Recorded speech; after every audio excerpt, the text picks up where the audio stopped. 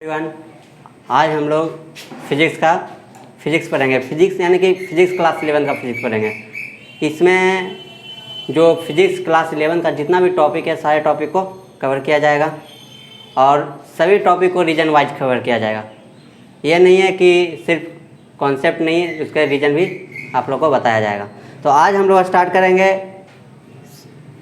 Class 11 के physics का first topic vector को, यानी कि वेक्टर है वेक्टर को स्टार्ट करेंगे। ये वेक्टर इतना इम्पोर्टेंट है कि इसका उपयोग सारे चैप्टर में किया जाता है। जितना भी चैप्टर तुम्हें हम लोग को पढ़ना है 11th में, जैसे कि सबसे ज़्यादा इसका उपयोग होता है फोर्स का जो चैप्टर है उसमें सबसे ज़्यादा उपयोग होता है इसका। फोर्स में हो गया, मोशन में हो गया, ये जितना टॉपिक है क्लास 11 का फिजिक्स का सारा टॉपिक में हम लोग को वेक्टर का यूज होता है। इसलिए आज सबसे पहले हम लोग को वेक्टर का ज्ञान होना बहुत ज़रूरी है। इसलिए सबसे पहले हम लोग वेक्टर को बारे में पढ़ेंगे कि वेक्टर आखिर है क्या, वेक्टर है तो कैसे है, किसे हम वेक्टर कहेंगे, किसे हम वेक्टर नहीं कहेंगे, वेक्टर के कितने प्रकार होते हैं और बहुत सारी चीज़ जो जिसे हम लोग को पढ़ना है। वेक्टर को कैसे रिप्रेजेंट करेंगे, कब हम कहेंगे कि ये एक वेक्टर है, कब कहेंगे कि नहीं वेक्टर है, ये सारा जो टॉपिक है इस लेक्चर में कवर किया जाएगा। इस लेक्चर में हम लोग mainly introduction and types of vector को इंक्लूड किए हैं, यानी कि हम लोग को इंट्रोडक्शन पढ़ाया जाएगा तुम लोग को कि कैसे वेक्टर को इंट्रोड्यूस किया जाता है, क्यों वेक्टर है, तो वेक्टर है तो कैसे है। इसलिए चलिए हम लोग स्टार्ट करते हैं।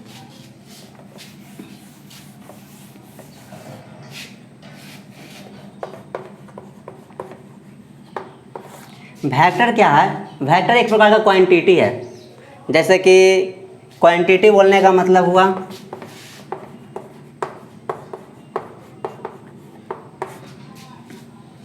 यानी कि अगर हमारे पास बहुत सारी चीज़ हैं, जैसे कि हो गया कि हम यहाँ से वहाँ कहीं जा रहे हैं, यहाँ से जब मान लें कि यहाँ से कहीं दूसरे प्लेस पर हम ट्रांसफ़र हो रहे हैं, अपना प्लेस को चेंज कर रहे हैं। तो प्लेस चेंज कर रहे हैं इसका मतलब क्या कि हम यहाँ से वहाँ कितना भी डिस्टेंस ट्रैवल किए यानी कि डिस्टेंस जब हम लोग ट्रैवल कर रहे हैं तो उसका डिस्टेंस का एक क्वांटिटी होता है, 5 किलोमीटर, 10 किलोमीटर, 11 किलोमीटर।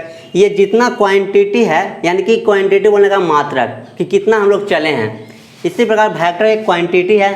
इस क्वांटिटी में क्या होता है कि इस क्वांटिटी में हमें डायरेक्शन देखने को मिलता है। क्या देखने को मिलता है? डायरेक्शन। यानी कि वेक्टर किसी भी क्वांटिटी है, जैसे कि हम यहाँ से चलना स्टार्ट किए हैं, किसी दूसरा प्लेस पर पहुँचे, इस प्लेस से मान लीजिए एक पॉइंट है ए प्लेस, ये पॉइंट है बी प्लेस।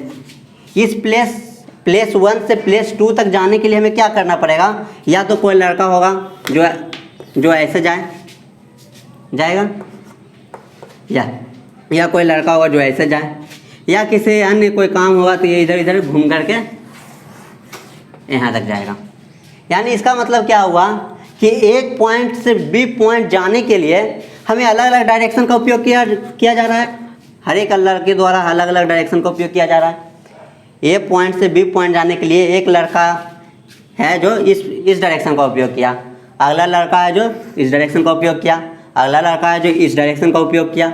यानी कि हर एक लड़का पहुंचना है उसी पॉइंट पर, पहुंचना है बी पर ही, लेकिन सारा लड़का बी पर पहुंचने के लिए अलग अलग डायरेक्शन का उपयोग कर रहा है। यानी कि अलग अलग डायरेक्शन का उपयोग कर रहा है तो अलग अलग वेक्टर का उपयोग कर रहा है।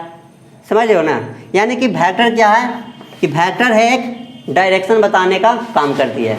अब यहाँ पर आते हैं कि वेक्टर जो क्वांटिटी जो होता है उसे दो भागों में बांटा गया है, दो टाइप में बांटा गया है। पहला है स्केलर क्वांटिटी,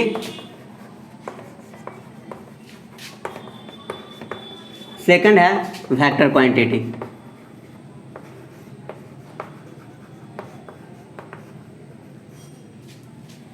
अब है कि स्केलर क्वांटिटी किसे कहते हैं, वेक्टर क्वांटिटी किसे कहते हैं।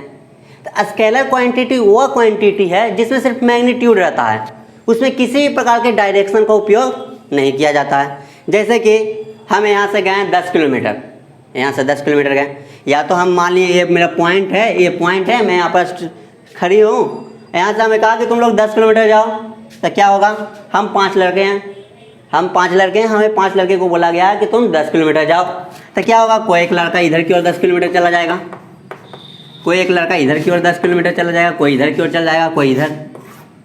यानी कि हर एक लड़का है जो 10 किलोमीटर चला है, लेकिन हर एक लड़का के पास क्या हुआ, डायरेक्शन अलग अलग हो गया। हर एक लड़का के पास क्या अलग हुआ, डायरेक्शन अलग हुआ। यानी कि स्केलर क्वांटिटी में हम इस डायरेक्शन का किसी भी प्रकार का इस्तेमाल नहीं करते हैं। हमें सिर्फ बोला गया 10 किलोमीटर चलो, तो हम 10 किलोमीटर चल दिए, या तो इधर की ओर चलें या इधर इधर इधर इधर इधर किधर भी जा सकते हैं, इसमें किसी भी प्रकार का रोक टोक नहीं है। लेकिन अगर हमें बोल दिया गया नहीं, तुम्हें 10 किलोमीटर उत्तर की ओर ही जाना है, 10 किलोमीटर नॉर्थ की ओर ही जाना है, तो क्या होगा, हमें सिर्फ इधर ही जाना होगा 10 किलोमीटर, सिर्फ इधर ही 10 किलोमीटर गए। यानी कि डायरेक्शन जो है, वेक्टर है, जो एक स्पेसिफिकेशन के लिए दिया जाता है कि स्पेसिफाई कर देता है कि तुम्हें उधर ही जाना है। अगर हमें उत्तर नहीं, नॉर्थ नहीं दिया हुआ रहता तो क्या होता, 10 किलोमीटर देखो इधर भी चल दिया, कोई इधर भी चल दिया 10 किलोमीटर, कोई इधर भी चल दिया 10 किलोमीटर। किसी भी एक प्रकार का स्पेसिफिकेशन नहीं है यहाँ पर, कोई भी लड़का किधर भी चल जाए 10 किलोमीटर, बस यही है कि 10 किलोमीटर चलना है। लेकिन जैसे ही हम वेक्टर क्वांटिटी में आ जाते हैं, यानी वेक्टर क्वांटिटी वैसा क्वांटिटी जिसमें हमें डायरेक्शन दिया हुआ रहे, जिसमें हमें क्या दिया हुआ है, डायरेक्शन दिया हुआ है। तो डायरेक्शन मतलब क्या हुआ कि हमें 10 किलोमीटर जाना है नॉर्थ की तरफ, किधर, नॉर्थ की तरफ। तो नॉर्थ की तरफ जाना है, तो ये नॉर्थ जो है एक हमें डायरेक्शन बता रही है कि नॉर्थ की तरफ ही हमें जाना है। अगर यहाँ पर 5 लड़का है, अगर 5 लड़का है, 4 लड़का 5 लड़का, ये 5 लड़का को बोल दिया गया कि तुम्हें जाना है 10 किलोमीटर नॉर्थ की तरफ। क्या ऐसा होगा कि ये लड़का इधर चल जाए? कभी नहीं जाएगा इधर। क्यों नहीं जाएगा? क्योंकि इसे नॉर्थ बोलकर एक स्पेसिफिकेशन दे दिया गया है कि तुम्हें नॉर्थ की तरफ ही जाना है, नॉर्थ के अलावा और किधर जाना नहीं है। तो ये चारों लड़का क्या आ जाएगा, 10 किलोमीटर नॉर्थ की तरफ ही जाएगा। यानी 10 किलोमीटर चलने के बाद चारों लड़का एक ही सेम ही पोजीशन पर रहेगा। सेमी पोजीशन पर रहेगा या नहीं रहेगा। यानी कि यहाँ पर हमें क्या समझें कि स्केलर जो क्वांटिटी है, ये जो स्केलर क्वांटिटी है, स्केलर क्वांटिटी में हमें सिर्फ मैग्नीट्यूड रहता है, इसमें कोई भी डायरेक्शन का उपयोग नहीं किया जाता है। लेकिन वेक्टर क्वांटिटी में जैसे ही हम आते हैं, इसमें क्या रहता है, मैग्नीट्यूड रहता है एज वेल एज डायरेक्शन। यानी कि मैग्नीट्यूड के साथ हमें डायरेक्शन भी रहता है, समझो। यानी कि अगर कोई भी क्वांटिटी तुम्हें दे दिया गया जिसमें डायरेक्शन है, तो समझ जाओ वो क्या है, वेक्टर क्वांटिटी। वो क्या है, वेक्टर क्वांटिटी। यानी वेक्टर क्वांटिटी के लिए डायरेक्शन मस्ट है, यानी बिना डायरेक्शन के वेक्टर क्वांटिटी कोई हो ही नहीं सकता है। अब है कि वेक्टर क्वांटिटी में और स्केलर क्वांटिटी में एक और अंतर है जो बहुत ज़्यादा इम्पोर्टेंट अंतर है, जिसके बिना किसी भी चीज़ का उपयोग नहीं किया जा सकता। जैसे सबसे पहला है डिफरेंस कि स्केलर क्वांटिटी में एडिशन जो होता है स्केलर टाइप का होता है। स्केलर टाइप का मतलब समझ जाओ, यानी कि इसमें होता है 3 + 4 जोड़ देंगे तो 7 ही होगा, 3 + 4 जोड़ेंगे तो 7 ही होगा। लेकिन वेक्टर क्वांटिटी में ऐसा नहीं होता है। वेक्टर क्वांटिटी में जो एडिशन होता है वो वेक्टोरियल होता है। क्या होता है, वेक्टोरियल एडिशन होता है। इसमें हमें डायरेक्शन देखकर ही एडिशन किया जाता है, इसमें हमें डायरेक्शन देखकर ही एडिशन किया जाता है। जैसे कि इसमें हम डायरेक्शन देखें नहीं देखें, हमें बोल दिया कि 3 किलोमीटर तुम चले, फिर 4 किलोमीटर चले, तुम कितना किलोमीटर चले, टोटल हम 7 किलोमीटर चले, तो ये मेरा स्केलर क्वांटिटी हो गया। क्योंकि हमें जो बताया 3 किलोमीटर और 4 किलोमीटर, वो हमें डायरेक्शन नहीं बताया है कि तुम्हें 3 किलोमीटर किधर चले और 4 किलोमीटर किधर चले। हमें सिर्फ बोला गया 3 किलोमीटर चले और 4 किलोमीटर चले। तो 3 किलोमीटर चलें या 4 किलोमीटर चले तो टोटल तो हम 7 किलोमीटर चलें। यानी टोटल जो होता है इसमें स्केलर टाइप का होता है कि कितना हम चलें जोड़ दें, वही हो गया स्केलर। लेकिन वेक्टर में क्या होता है, वेक्टर एडिशन में कि हमें क्या कि वेक्टोरियल टाइप के एडिशन करना पड़ता है। इसका मतलब क्या हुआ कि हमें यहाँ पर डायरेक्शन दिया हो रहेगा। क्या दिया हो रहेगा? डायरेक्शन। कि हम 3 किलोमीटर चलें तो 3 किलोमीटर किधर चलें? हम मान लिए कि 3 किलोमीटर नॉर्थ की तरफ चलें, 3 किलोमीटर नॉर्थ की तरफ चलें। फिर बोला गया कि तुम 3 किलोमीटर नॉर्थ की तरफ जाओ और जैसे 3 किलोमीटर पहुँचो वहाँ से 8 किलोमीटर साउथ की तरफ जाओ। कहाँ जाओ? साउथ की तरफ। यानी कि 8 किलोमीटर कहाँ जाओ? साउथ की तरफ, साउथ की तरफ। अब यहाँ पर तो हो गया। अब ये बच्चा कैसे जाएगा? यहाँ पर देखा जाए, सबसे पहले यहाँ देखा जाए कि ये बच्चा कैसे जाएगा। ये बच्चा बोला गया कि 3 किलोमीटर जाओ, ये बच्चा कहा कि इधर जाए सर, तो कहा कि किधर भी चला जाओ, डायरेक्शन मेरे पास नहीं है। तो ये बच्चा उठा, 3 किलोमीटर इधर चला गया, इधर गया, इधर किया चल गया 3 किलोमीटर। फिर बोला गया इसको कि 4 किलोमीटर फिर जाओ, तो ये पूछा कि किधर जाए सर, तो बोला किसी कहीं भी चल जाओ, तुम्हें कोई भी डायरेक्शन दिया हुआ नहीं है। तो ये क्या किया, 4 किलोमीटर इधर चला गया, 4 किलोमीटर इधर चला गया। अब बोला कि तुम कितना किलोमीटर चले, तो ये बोला कि सर हम तो 7 किलोमीटर चलें, 3 किलोमीटर इधर चलें, 4 किलोमीटर इधर चलें, 3 किलोमीटर इधर चलें और 4 किलोमीटर इधर चलें। यानी ये टोटल कितना चला, सम हो के 7 किलोमीटर। लेकिन वेक्टर में क्या हुआ, वेक्टर में क्या हुआ कि वेक्टर में बोला गया उसको कि तुम्हें 3 किलोमीटर नॉर्थ की तरफ जाना है। किधर जाना है? नॉर्थ की तरफ। यानी कि यहाँ से वह 3 किलोमीटर नॉर्थ की तरफ गया। कहाँ गया? नॉर्थ की तरफ। उसके बाद बोला कि जैसे तुम 3 किलोमीटर पहुँचो, जैसे ही वह 3 किलोमीटर पर पहुँचा, उसको 7 किलोमीटर 8 किलोमीटर साउथ की तरफ जाना है। तो साउथ तो इधर ही होता है, नॉर्थ ऊपर तो साउथ नीचे। तो वहाँ से क्या गया, 8 किलोमीटर चला, 8 किलोमीटर स्टार्ट किया, 8 किलोमीटर चल दिया। यहाँ पर उसका 8 किलोमीटर पूरा हो गया। अब देखो ये बच्चा यहाँ से स्टार्ट किया था चलने के लिए, स्टार्ट किया था। ये बच्चा यहाँ से 3 किलोमीटर चला। ये बच्चा यहाँ से यहाँ 8 किलो, ये बच्चा यहाँ से यहाँ 3 किलोमीटर चला, यहाँ से यहाँ 8 किलोमीटर चला। यानी ये हो गया 8 किलोमीटर, ये हो गया 3 किलोमीटर हो गया। अब बोला कि तुम अपने पोजीशन से, मूल पोजीशन ऑरिजिन से कितना किलोमीटर दूर हो, अपने ऑरिजिन से कितना किलोमीटर दूर हो। तो क्या बोलेगा, मेरा तो ऑरिजिन यहाँ था, हम यहाँ से स्टार्ट किए थे, 3 किलोमीटर यहाँ गए, 8 किलोमीटर यहाँ गए, तो मैं तो ऑरिजिन से कितना किलोमीटर दूर हूँ, 5 किलोमीटर हूँ। 8 में से 3 घटा दिए, 5 किलोमीटर।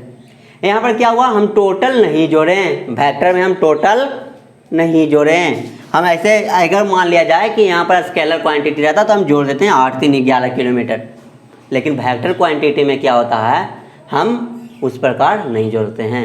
हम वेक्टर क्वांटिटी में हम अपने ऑरिजिन से जोड़ते हैं कि हम ऑरिजिन से जिस पॉइंट पर लास्ट मेरा पॉइंट है वहाँ पर कितना किलोमीटर है।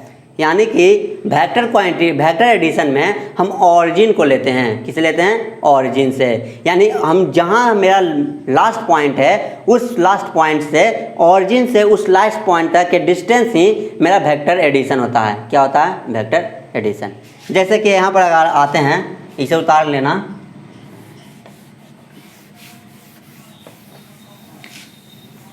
यहाँ पर हम आते हैं, बोला गया हमें कि यहाँ से गए नॉर्थ 2 किलोमीटर, नॉर्थ 2 किलोमीटर, फिर गए ईस्ट की ओर 3 किलोमीटर, ईस्ट की ओर 3 किलोमीटर, ईस्ट की ओर गए ना। यहाँ से यहाँ गए नॉर्थ 2 किलोमीटर, फिर ईस्ट गए 3 किलोमीटर। अब हमें बोला गया कि तुम वेक्टर एडिशन बताओ कि कितना चले हो। वेक्टर एडिशन यानी वेक्टर क्वांटिटी, क्योंकि यहाँ पर नॉर्थ और ईस्ट दे दिया है तो हम समझ जाएंगे कि यहाँ पर डायरेक्शन दिया हुआ है, तो डायरेक्शन दिया हुआ है तो वेक्टर क्वांटिटी है। डायरेक्शन दिया हुआ है तो क्या है? वेक्टर क्वांटिटी है। जब ये वेक्टर क्वांटिटी है तो हमें सम भी वेक्टोरियल करना पड़ेगा, यानी वेक्टर के अनुसार सम करना पड़ेगा। स्केलर तो नहीं चलेगा कि 3 2 5 जोड़ दें, 3 2 5 जोड़ेंगे तो ये तो स्केलर हो जाएगा। लेकिन हमें चाहिए क्या? वेक्टर चाहिए। हमें क्या चाहिए? वेक्टर। क्योंकि ये हमारा वेक्टर है तो हमें सम भी चलना चाहिए, सम भी होना चाहिए वेक्टर। तो मेरा लास्ट पोजीशन कहाँ हुआ? यहाँ से स्टार्ट किए यहाँ पहुँचे, फिर यहाँ से स्टार्ट किए यहाँ पहुँचे, यानी ये मेरा लास्ट पोजीशन हुआ, लास्ट पोजीशन हुआ ना। यानी कि ये लास्ट पोजीशन है, ये इनिशियल पोजीशन के बीच का डिस्टेंस ही हमारा वेक्टोरियल सम होता है। क्या होता है? वेक्टोरियल सम। यानी ये यहाँ से यहाँ, ये यहाँ से यहाँ, तो ये डिस्टेंस तुम निकाल लो, ये डिस्टेंस कितना होगा, तो ये निकाल लो कितना हो जाएगा, 3 का स्क्वायर प्लस 2 का स्क्वायर √9 + 4 √13। ये मेरा मैग्नीट्यूड हो जाएगा, सम, ये दोनों का सम, वेक्टोरियल सम। समझ गए? ये हमारा हो जाता है, इसे ही हम वेक्टर कहते हैं। यानी कि वेक्टर में 3 चीज़ ज़रूरी है। पहला मैग्नीट्यूड होना, सेकंड डायरेक्शन होना, थर्ड एडिशन वेक्टोरियल होना चाहिए। यानी जो ओबे करे वेक्टर लॉ ऑफ एडिशन, यानी कि वेक्टर लॉ ऑफ एडिशन को ओबे करना चाहिए, यानी पालन करना चाहिए। अगर वेक्टर लॉ ऑफ एडिशन का पालन नहीं करता है तो वो वेक्टर नहीं है। जैसे कि हम देखते हैं कि वेक्टर लॉ ऑफ एडिशन क्या होता है, यही तो है वेक्टर लॉ ऑफ एडिशन, यानी वेक्टर लॉ ऑफ एडिशन में हमें क्या चाहिए, हमें इनिशियल ओरिजिन से फाइनल पोजीशन तक के डिस्टेंस ही वेक्टर लॉ ऑफ एडिशन होता है। क्या होता है? Vector law of addition. अब हमें यहाँ पर एक चीज़ और जानना है, इसे मिटा देते हैं।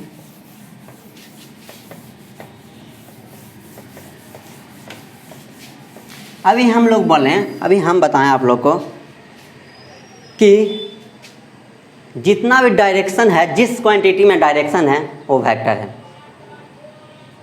लेकिन यहाँ पर एक नोट पॉइंट आपको याद करना होगा कि वेक्टर में डायरेक्शन जरूरी है।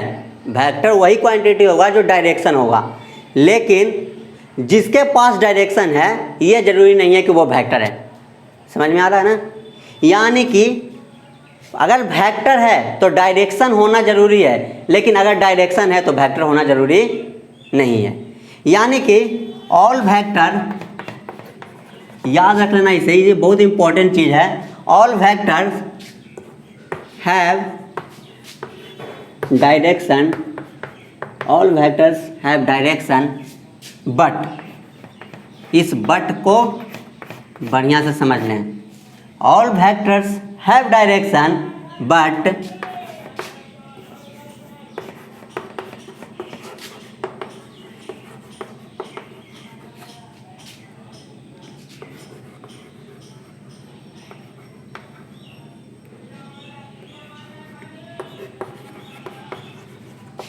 No vector. यानी कि all quantity that have direction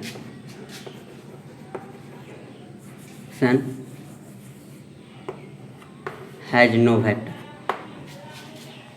यानी यहाँ पर समझ जाएं कि जितना वेक्टर है सभी के पास डायरेक्शन होगा। ऑल वेक्टर्स हैव डायरेक्शन, जितना वेक्टर है सभी के पास डायरेक्शन होगा, लेकिन जिसके पास सभी क्वांटिटी, वैसा क्वांटिटी जिसके पास डायरेक्शन है वो वेक्टर नहीं हो सकता है। यानी यहाँ पर क्या समझ में आ रहा है कि डायरेक्शन है तो वेक्टर नहीं है, और वेक्टर है तो डायरेक्शन है। ये कैसे हो सकता है? यानी डायरेक्शन रहेगा तो उसे तो वेक्टर कहेंगे ना, लेकिन ऐसा नहीं है।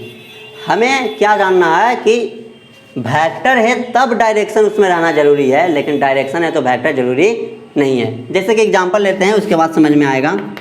हम करंट का एग्जांपल ले लेते हैं। किसे लेते हैं? करंट। इलेक्ट्रिक करंट तो सभी देखा होगा, देखा है या नहीं? सभी देखा है, यानी महसूस किया हुआ, देखा नहीं हुआ।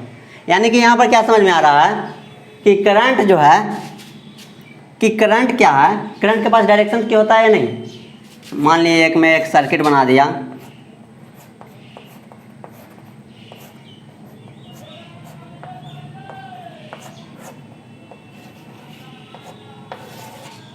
ये मेरा एक सर्किट है, ये मेरा बैटरी है, ये मेरा स्विच है, ये मेरा बल्ब है। अब हम क्या जानते हैं? Current positive to negative follow करता है, current positive to negative move करता है। करंट मूव कर रहा है, मान लीजिए करंट मूव कर रहा है। देखो तो यहाँ पर करंट क्या है? करंट का एक डायरेक्शन है ना, इस डायरेक्शन में मूव कर रहा है। इस करंट का डायरेक्शन है, इसी डायरेक्शन में मूव कर रहा है। इस करंट का डायरेक्शन है, करंट का तो डायरेक्शन है, करंट का हमेशा डायरेक्शन होता है। क्या बिना डायरेक्शन के करंट हो सकता है? अगर हम स्विच दे दिए हैं, ये तो हमेशा यहाँ से ही करंट निकलेगा। क्या यहाँ से करंट निकल सकता है? नहीं निकलेगा। यानी यहाँ पर क्या हुआ कि करंट के पास डायरेक्शन है, करंट के पास डायरेक्शन है, लेकिन करंट वेक्टर क्वांटिटी नहीं है, करंट वेक्टर क्वांटिटी नहीं है। अब सेकंड करते हैं एग्जाम्पल पे प्रेशर। यहाँ पर लिख देते हैं प्रेशर। प्रेशर तो सभी महसूस किया होगा, एटमॉस्फेरिक प्रेशर जो हम लोग पे लग रहा है। अगर हम खाना वाना बनाते हैं तो क्या होता है, कुकर पर प्रेशर लगता है, गैस जला रहे हैं, कुकर में प्रेशर लग रहा है। अब कुकर पर प्रेशर लग रहा है, मान लिया यहाँ पर मेरा एक बर्तन है, यहाँ पर से हम गैस जला दिए हैं, यहाँ पर वाटर है मेरा। ये वाटर क्या करेगा, ये गैस है, गैस एनर्जी देगा, ये इसका सरफेस एनर्जी को गेन करेगा, ये एनर्जी गेन कर इसमें इस वाटर को ट्रांसफ़र करेगा एनर्जी। जैसे वाटर ट्रांसफ़र होगा एनर्जी, जैसे सरफेस है, जैसे ट्रांसफ़र अपनी एनर्जी को किस में करेगा, वाटर में करेगा, वाटर के मॉलिक्यूल्स का एनर्जी बढ़ेगा। वाटर के मॉलिक्यूल्स का जैसे एनर्जी बढ़ा, वो क्या होगा, एक दूसरे पर फोर्स लगाएगा। वाटर तो मॉलिक्यूल्स का बना हुआ होता है ना, हाइड्रोजन एंड ऑक्सीजन, तो वो क्या करेगा, एक दूसरे पर फोर्स लगाएगा। अब हम जानते हैं कि प्रेशर इज इक्वल टू होता है फोर्स पर यूनिट एरिया, यानी कि फोर्स पर यूनिट एरिया हैगा, उसी को हम प्रेशर कहेंगे।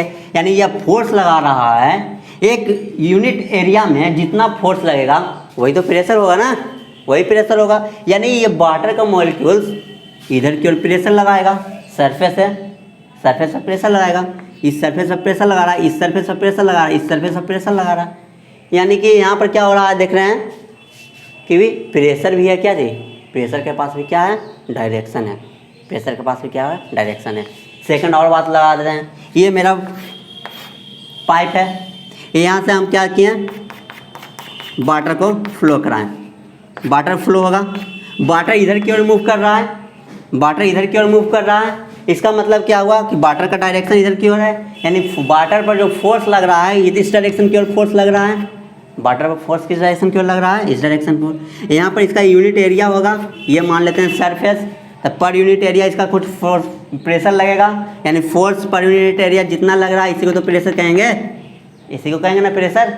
यानी कि वाटर प्रेशर लगा रहा है, तो क्या इस यहाँ पर, तो यहाँ पर क्या है, डायरेक्शन है, क्या है, डायरेक्शन है। तो ये क्यों नहीं वेक्टर है, ये क्यों नहीं वेक्टर है। यहाँ पर मेरा यही क्वेश्चन है कि अगर यहाँ पर फोर्स है, ये करंट के पास डायरेक्शन है, प्रेशर के पास डायरेक्शन है, तो ये वेक्टर क्वांटिटी क्यों नहीं है, ये वेक्टर क्वांटिटी क्यों नहीं है। आइए हम इसे समझते हैं कि ये वेक्टर क्वांटिटी आखिर नहीं है तो क्यों नहीं है।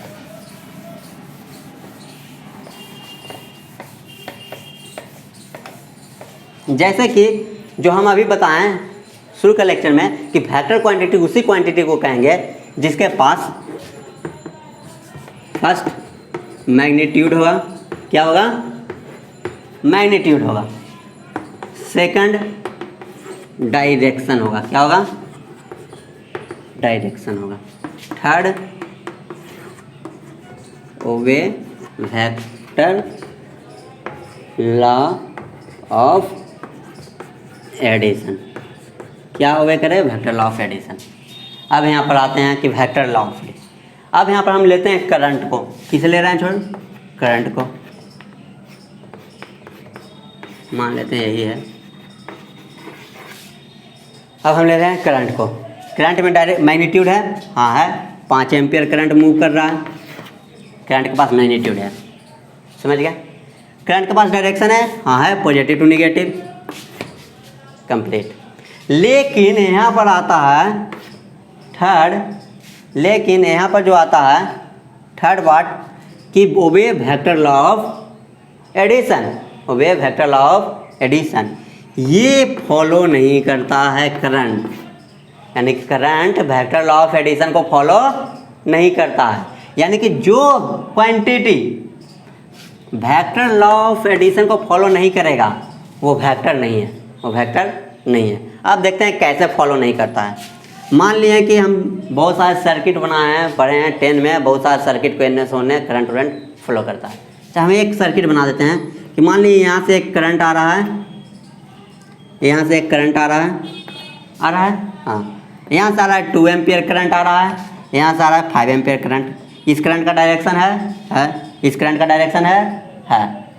अब जैसे यहाँ से 2 एम्पियर आया, यहाँ से 5 एम्पियर आया, इसको वेक्टर लॉ ऑफ एडिशन के मुताबिक इसका करंट क्या होना चाहिए, 2 और 5 7 तो होना नहीं चाहिए, होना चाहिए नहीं होना चाहिए, क्योंकि वेक्टर लॉ ऑफ एडिशन कहता है प्रारंभिक ओरिजिन से लास्ट तक के डिस्टेंस, इसका ओरिजिन यहाँ, इसका ओरिजिन यहाँ है, यहाँ आएगा तो इसका डिस्टेंस तो इतना होना चाहिए, इसका डिस्टेंस इतना होना चाहिए, लेकिन ऐसा तो होता नहीं है। यहाँ पर क्या होता है कि 2 and 5 यहाँ से जो करंट निकलता है उसका 7 एम्पियर हो जाता है। कितना एम्पियर हो जाता है, 7 एम्पियर।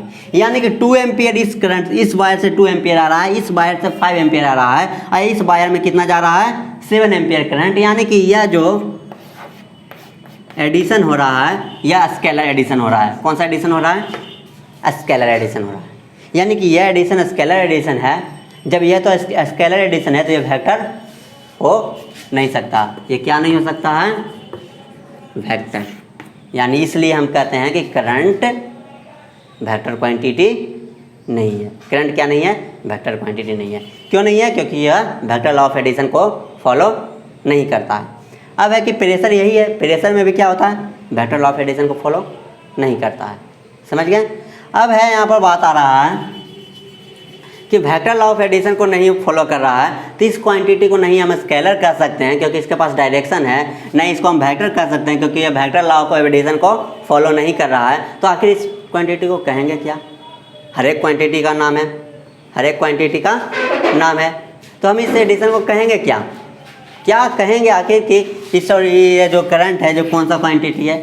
तो करंट एंड प्रेशर जैसे क्वांटिटी जिसके पास मैग्नीट्यूड एंड डायरेक्शन है लेकिन वह वेक्टर लॉ ऑफ एडिशन को फॉलो नहीं कर रहा है, इस क्वांटिटी को बोलते हैं हम टेंसर। क्या बोलते हैं, टेंसर क्वांटिटी। कौन सा क्वांटिटी, टेंसर। यानी कि टेंसर क्वांटिटी कौन सा हो गया, करंट एंड प्रेशर। कोई दिक्कत यहाँ तक नहीं। अब इसे हम रफ कर देते हैं। इतना तक सभी को समझ में आ गया।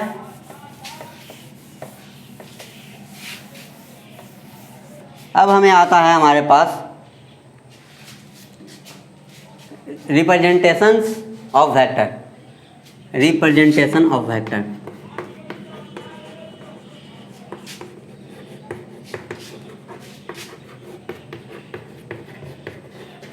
रिप्रेजेंटेशन ऑफ वेक्टर कि वेक्टर को रिप्रेजेंट कैसे करेंगे, आखिर किस प्रकार हम वेक्टर को रिप्रेजेंट करेंगे। तो इसका रिप्रेजेंटेशन ऑफ वेक्टर के लिए क्या है कि वेक्टर को रिप्रेजेंट एक स्ट्रेट लाइन की तरह किया जाता है, एक स्ट्रेट लाइन। इस स्ट्रेट लाइन में आगे की ओर एक हेड एरो का चिन्ह दिया हुआ रहता है। इस एरो का चिन्ह, यह जो एरो का चिन्ह है यही हमें डायरेक्शन बताता है। क्या बताता है, डायरेक्शन। और यहाँ पर एक बात ध्यान रखें कि यह जो एरो है जो डायरेक्शन बताता है, लेकिन इस एरो का लेंथ, इस एरो का लेंथ हमें क्या बताता है, मैग्नीट्यूड बताता है। क्या बताता है, मैग्नीट्यूड बताता है। किस प्रकार बताता है मैग्नीट्यूड, जो समझ लें। हम मान लेते हैं यहाँ पर कि मान लिए 1 centimetre equal to 1 metre per second velocity है। ये क्या है, वेलोसिटी। यानी कि 1 centimetre equal to 1 metre per second, क्योंकि वेलोसिटी में डायरेक्शन होता है इसलिए हम वेक्टर क्वांटिटी मान लिए। हम मान लिए 1 centimetre equal to 1 metre per second. अगर हमें 1 नहीं मानते हैं, 1 मान लेंगे तो गड़बड़ हो जाएगा। मान लेते हैं हम यहाँ पर 1 भी मान सकते हैं लेकिन बहुत लंबा एरो खींचा जाएगा। मान लिया कि 1 centimetre equal to 10 metre per second. अगर हमारे पास दिया हुआ है क्वेश्चंस में कि draw a vector which velocity is 50 metre per second. अगर वेलोसिटी हमारे पास 50 मीटर पर सेकंड है और हमें कह रहा है कि एक वेक्टर को ड्रा करो, और ये जो 50 मीटर पर सेकंड है ये नॉर्थ की तरफ है। किधर की तरफ है, नॉर्थ की तरफ। तो हम क्या करेंगे, मान लेंगे कि 1 centimetre equal to 10 metre per second मान लिया है। ये हमारे ऊपर डिपेंड करता है कि तुम कितना मान सकते हो। तुम 10 की जगह 20 मान सकते हो, 20 की जगह 30 मान सकते हो, 1 के 1 भी मान सकते हो, 2 के 2 भी मान सकते हो, 1 सेंटीमीटर पर 2 भी मान सकते हो। तुम्हारे ऊपर डिपेंड कर रहा है कि तुम कितना मान रहे हो, इससे कोई दिक्कत नहीं है। हम मान लिया 10 मीटर पर सेकंड। तब 10 मीटर पर सेकंड 1 सेंटीमीटर बराबर 10 मीटर पर सेकंड, तो 50 मीटर पर सेकंड को हम लिख सकते हैं 5 सेंटीमीटर लिख सकते हैं या नहीं लिख सकते हैं। यानी कि हम 1 सेंटीमीटर को 10 मीटर पर सेकंड के बराबर माने हैं, तो 50 मीटर पर सेकंड 5 सेंटीमीटर के बराबर होगा। तो हम क्या करेंगे, और डायरेक्शन मेरा क्या है, नॉर्थ। तो डायरेक्शन कौन बताता है, एरो। तो एरो को हम नॉर्थ की तरफ कर देंगे। किधर तरफ कर देंगे, नॉर्थ की तरफ। तो नॉर्थ की तरफ एरो कर दिए, ये मेरा हो गया नॉर्थ की तरफ। ये तो हमें डायरेक्शन बता दिया, डायरेक्शन बता दिया, ये हमें डायरेक्शन बता दिया। लेकिन हमें क्या जानना है, 50 मीटर पर सेकंड को भी तो दर्शाना है ना, 50 मीटर पर सेकंड को भी दर्शाना है। तो हम मान लिए कि 1 सेंटीमीटर बराबर 10 मीटर पर सेकंड, तो हमें 5 सेंटीमीटर खींचना पड़ेगा। तो हमें यहाँ से यहाँ मान लिया कि 5 सेंटीमीटर हो गया मेरा, यहाँ से यहाँ कितना हो गया, 5 सेंटीमीटर, इतना मान लेते हैं 5 सेंटीमीटर। तो ये मेरा हो गया 50 मीटर पर सेकंड, ये मेरा हो गया 50 मीटर पर सेकंड नॉर्थ की तरफ। यहाँ पर लिख देना होगा 1 centimetre equal to 10 metre per second. So 5 centimetre equal to 50 metre per second. यही 50 मीटर पर सेकंड है या नहीं। यानी यहाँ पर हमें क्या समझ में आया कि वेक्टर को रिप्रेजेंटेशन हम सिर्फ किससे करते हैं, वेक्टर जो हम रिप्रेजेंट करते हैं वो हम एक स्ट्रेट लाइन की तरफ करते हैं, स्ट्रेट लाइन के द्वारा करते हैं, जिसका एक एरो रहता है जो डायरेक्शन में बताता है, और इसका लेंथ है जो हमें मैग्नीट्यूड बताता है। अगर हम इस एरो को छोटा कर देते हैं तो मेरा मैग्नीट्यूड छोटा हो जाएगा, इस एरो को हम बड़ा कर देते हैं तो इसका मैग्नीट्यूड ज़्यादा हो जाएगा, इस एरो को बड़ा कर देते हैं तो ये मैग्नीट्यूड ज़्यादा हो जाएगा। यानी कि अगर तुम्हें ये 4 गो एरो दिया हुआ रहे, अगर तुम्हें कहे कि इन चारों में से किसका मैग्नीट्यूड सबसे कम है, तो ये जिसका लेंथ सबसे कम रहेगा उसका मैग्नीट्यूड सबसे कम रहेगा। अगर हम जैसे जैसे लेंथ बढ़ाते जाते हैं उसका मैग्नीट्यूड क्या होता जाता है, बढ़ते जाता है, उसका मैग्नीट्यूड बढ़ते जाता है। यानी कि इसका डायरेक्शन जो होता है, इसका लेंथ जो होता है, लेंथ ही हमें मैग्नीट्यूड के बारे में बताता है। एक बात और है जो यहाँ पर ध्यान रखने वाला है कि ये जो मैग्नीट्यूड होता है उसे इस सिंबल से डिनोट करते हैं। यानी कि ये ब्रैक मॉडुलस दे देते हैं उसके वेक्टर के ऊपर, ये हमें बताता है मैग्नीट्यूड। ये हमें क्या बताता है, मैग्नीट्यूड। यानी कि कहीं अगर ऐसा दिया हुआ रहे तो समझना है कि उसका मैग्नीट्यूड लिखा हुआ है, यानी मैग्नीट्यूड को हम इससे सूचित करते हैं। आज के लिए इतना ही रखेंगे, अगले लेक्चर में इससे आगे की कथा स्टार्ट किया जाएगा। धन्यवाद।